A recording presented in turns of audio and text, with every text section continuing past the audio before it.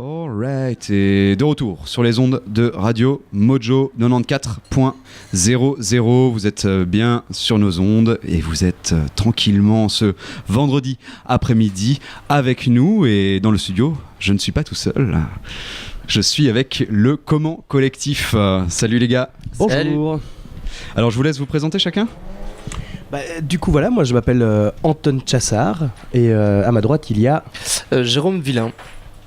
Alors, quelle est votre place un peu dans ce collectif ? Qu'est-ce que vous, peut-être commencer par qu'est-ce que vous allez faire déjà sur le CNUS Festival ? Ouais, du coup, pour répondre à la première, le comment collectif, c'est pas un donc oui, c'est qui a un projet, qui a une idée, qui a un lieu, qui veut faire quelque chose, demande aux membres et les membres font, moi je veux bien être dessus, j'ai le temps, j'ai pas le temps.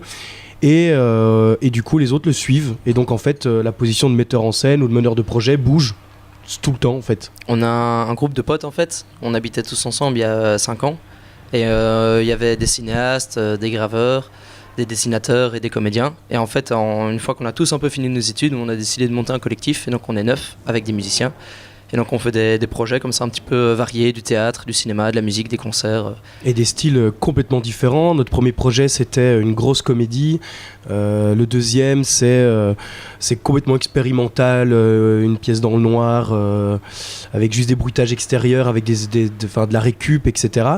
Donc comme une dramatique radio en live.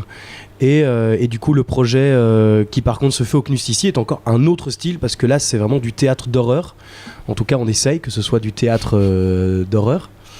Donc voilà, et là par exemple du coup c'est moi qui suis venu avec le projet pour le CNUS Festival, mais c'est par exemple Jérôme qui m'en a parlé et qui m'a dit tiens il y a un super lieu qui propose des choses, en tout cas qui fait un appel à projet, est-ce que ça t'intéresse ? Et moi j'étais là, oui en fait ça m'intéresse à mort, parce que du coup le but de ce projet c'est d'investir des lieux qui ne sont pas nécessairement du théâtre, mais pour casser un petit peu la frontalité qu'il y a au théâtre et bon, même si on a essayé de le faire ici, mais voilà, c'est toujours compliqué de sortir un peu des codes, mais voilà.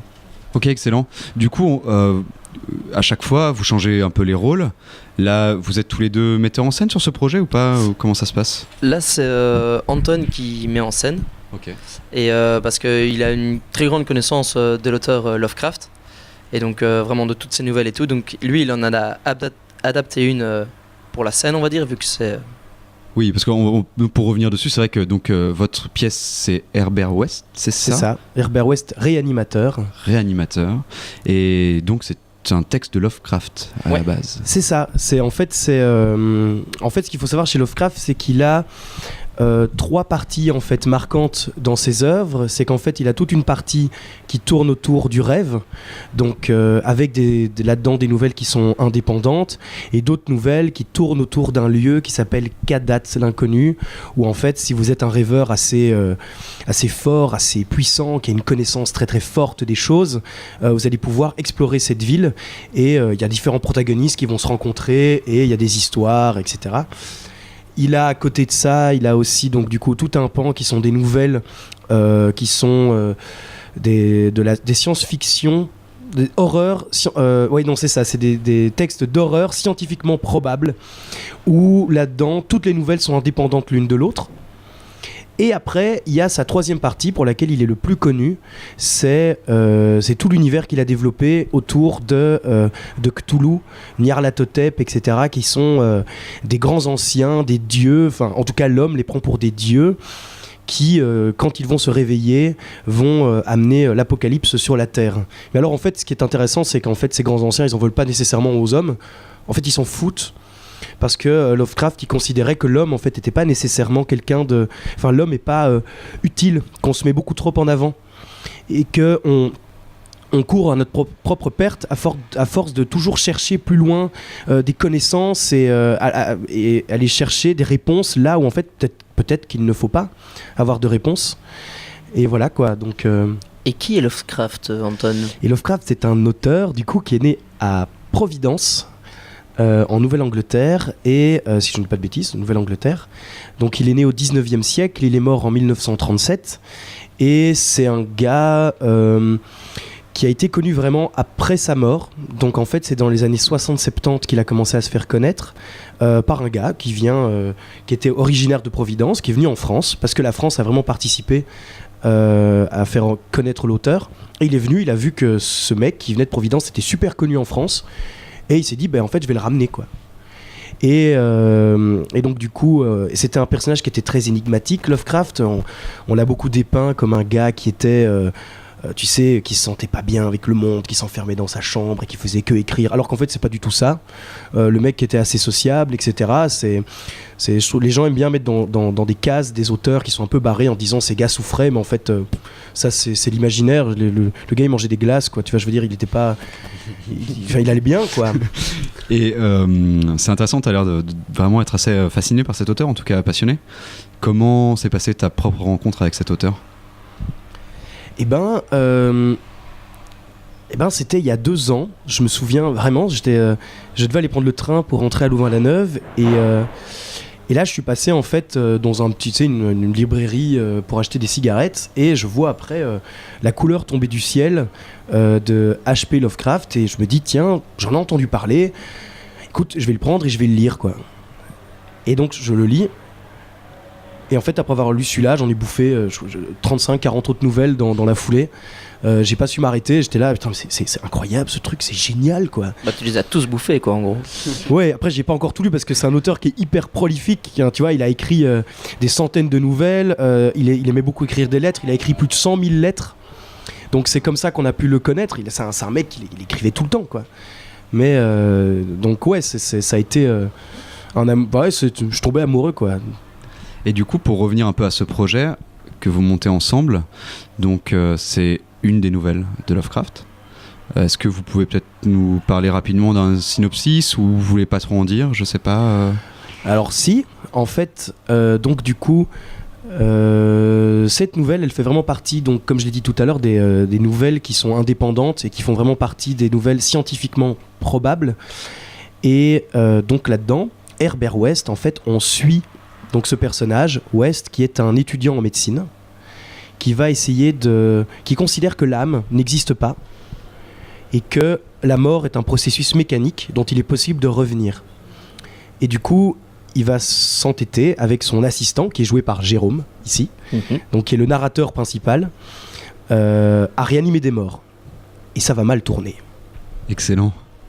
Et alors, pour parler justement, tu disais que Jérôme est un des comédiens dans ce projet. Par rapport aux comédiens, combien il y a de comédiens sur le projet et comment la mise en scène s'est organisée dans ce lieu qui est hyper ouvert, hein, ce lieu du CNUST, il n'y a pas vraiment de scène à proprement parler. Ah ouais, complètement.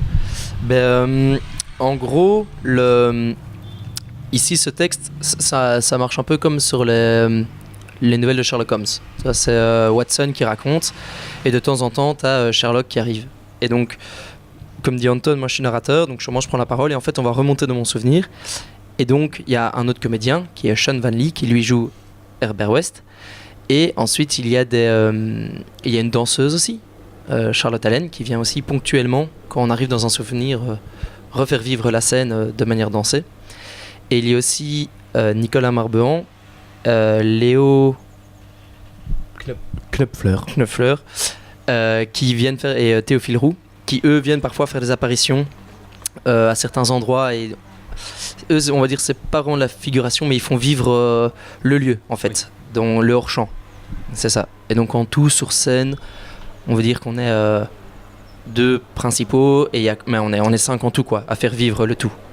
Et quand vous dites sur scène, évidemment, donc on sait bien, l'espace est assez particulier. Sur le CNUST Festival, c'est un immense bâtiment comme ça, ouvert, avec énormément de balcons, de fenêtres, d'espaces un peu cachés. Comment vous avez décidé d'investir ce lieu avec cette pièce ? Nous déjà, on voulait pas du tout faire le rapport à la scène traditionnelle. À l'italienne où tu as la scène et le public. Et donc, on voulait faire quelque chose d'immersif et donc on fait un voyage, on fait un petit itinéraire à travers tout le lieu et on a essayé de s'incruster avec les autres artistes, les autres œuvres, à des endroits qui correspondaient à l'univers de Lovecraft. Et donc, en voyant un petit peu les œuvres évoluer, on s'est dit, on pourrait passer par là, ça c'est intéressant, on pourrait faire telle scène dans tel lieu parce que cette œuvre peut raconter quelque chose. Et donc, c'est un peu comme ça qu'on s'est baladé dans le lieu, quoi, et qu'on a décidé de tracer notre itinéraire. Ah ouais, c'est excellent, ça donne vraiment envie de voir ça en fait. C'est chouette parce que du coup en voyant la pièce on se balade aussi à travers l'espace et vous faites aussi résonance avec ce qui se passe autour. Ouais, c'est comme, enfin nous c'est comme ça qu'on avait perçu le festival, c'était pluridisciplinaire et que toutes les œuvres pouvaient s'emboîter l'une dans l'autre. Et c'est ça qu'on trouvait hyper intéressant, c'est de faire une sorte de pièce de théâtre totale où il y a de la sculpture. Nous on n'est pas sculpteurs, donc on profite qu'il y a des excellents sculpteurs ici, donc on se dit trop bien, on va pouvoir mettre leur travail avec nous.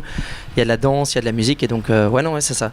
C'était le but, on s'est dit on va faire plonger à fond dans le festival en faisant de l'art total, quoi. Et c'est une expérience que vous avez déjà faite, cette espèce d'expérience de mise en scène, j'imagine, déambulatoire, on va dire, ou c'est une première En fait, donc du coup, juste je repasse un peu sur ce que Jérôme a dit. Donc, le but était vraiment de casser la frontalité. Alors évidemment, du coup, on sait quand même, il y a quand même des moments où, évidemment, on doit mettre une scène et faire passer quelque chose. Mais voilà, sinon non, c'est pas la première, mais c'est la première en fait aussi ambitieuse vers laquelle on a été. En fait, l'année dernière, on a fait un premier projet de Lovecraft qui lui tournait autour de la nouvelle qui s'appelle L'Au-delà, où un gars retourne chez un de ses amis qui est scientifique, qui a fait une machine pour voir les créatures qui sont dans l'air autour de nous, qu'on peut voir dans l'au-delà.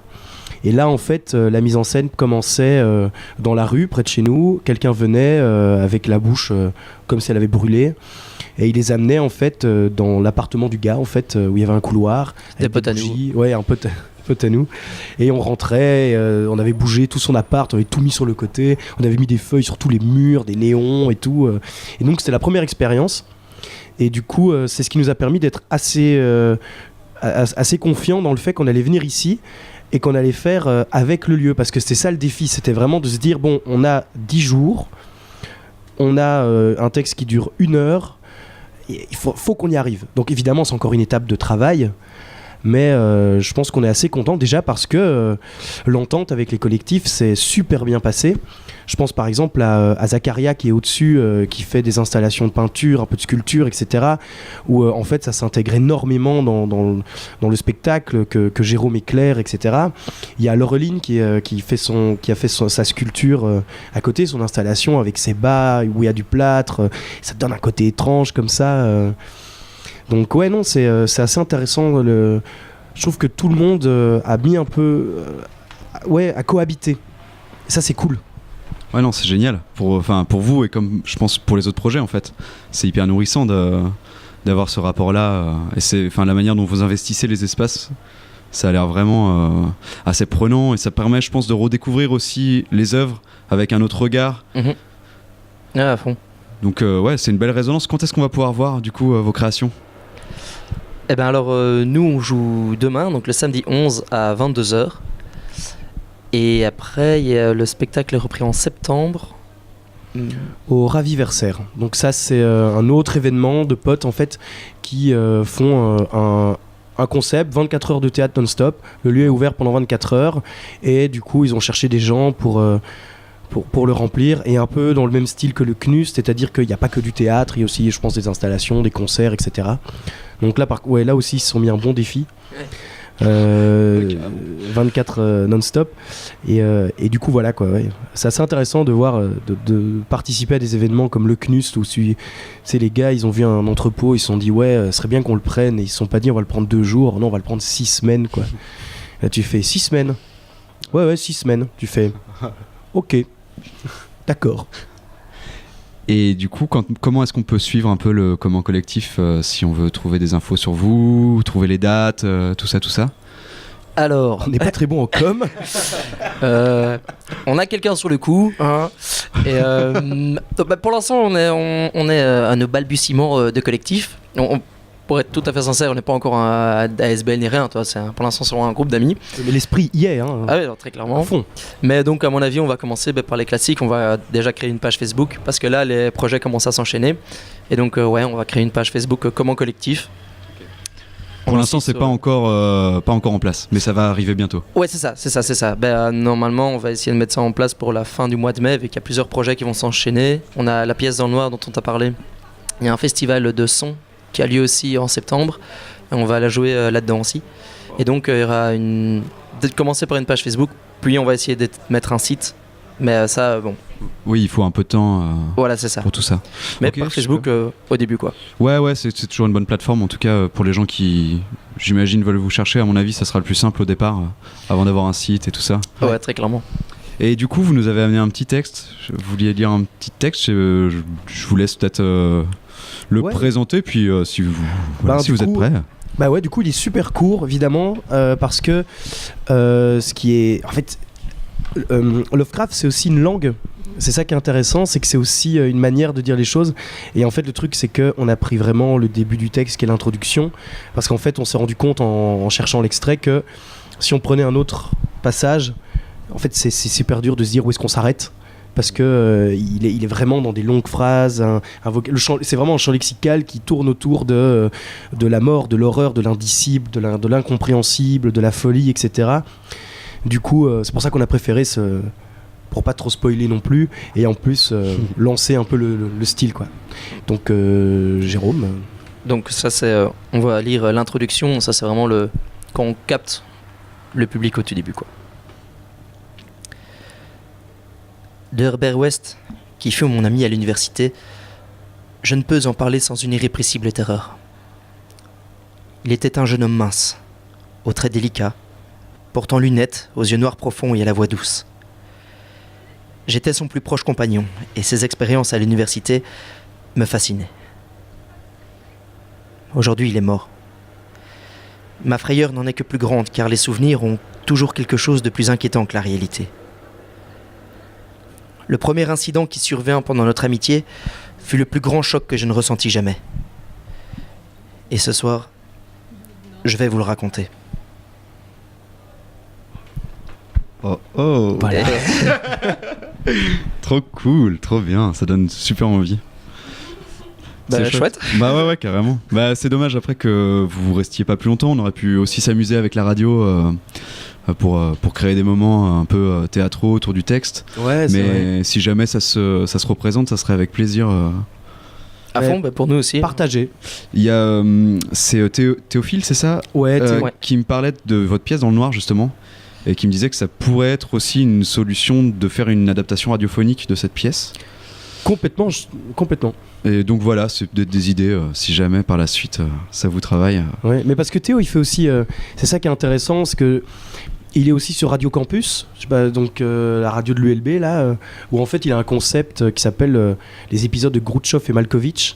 Et en fait c'est, je trouve que c'est bien parce que il écrit un texte et puis il demande à tous ses comédiens, tiens un peu à la bourre, en mode ouais putain j'ai besoin d'une voix, t'as pas envie de te ramener, je veux dire un truc, tu fais oui ok tu veux quelle voix, ben je sais pas, je peux essayer comme ça si tu veux, on peut aller, et puis il fait ouais attends plus comme ça, et puis il fait ok c'est parti, on lit, on le fait, et tu fais ah ok d'accord. Et lui il choisit un peu des musiques au hasard, etc.